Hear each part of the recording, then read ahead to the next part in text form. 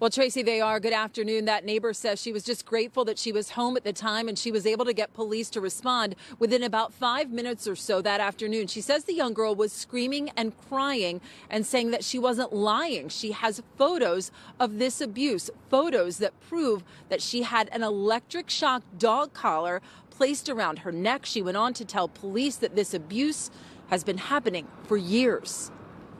I just can't wrap my brain around, a dog collar is your dog lost. That's all I could come up with. And when she said she was getting shocked, that was it. Complete surprise. That's how Karen Valek felt when a 13-year-old neighbor arrived on her doorstep last week. It was the middle of the day. My doorbell's ringing frantically, and I open the door, and it says, help me, help me, help me. They're shocking me. And because I'm confused, I'm seeing the dog collar. She's putting it in my hand, and I said, is your dog lost? And she goes, no, they're shocking me. Shows the marks on her neck. Valek says that dog collar was still buzzing in her own hands. I couldn't fathom, who puts a dog collar, first of all, who puts it on their dog, let alone on a child. The Valeks dialed 911. The police came in. She was taken to a pediatric hospital to be checked out.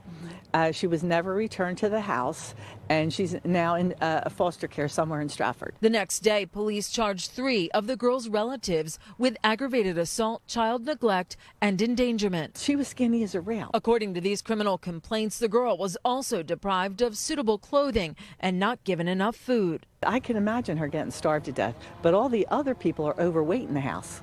So how do you like that? For the girl's protection, we are not identifying her family members. Meantime, Karen Valek and her family haven't been able to get it out of their minds. For days on end, still can't sleep. This is all we're thinking about. She's just praying for justice. Personally, have I ever been shocked by a dog collar? No.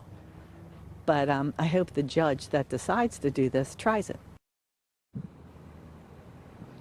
Now, Valek tells me that she's been interviewed both by police here in Stratford and also New Jersey's Division of Children and Families, and that she recently learned that the young teenage girl is feeling better, that she's also been taken shopping to get some clothing and also attended school yesterday. That hearing for the 3 women who have been arrested and charged happens on Friday morning in Camden County. Reporting live in Stratford tonight, I'm Cydney Long, NBC 10 News.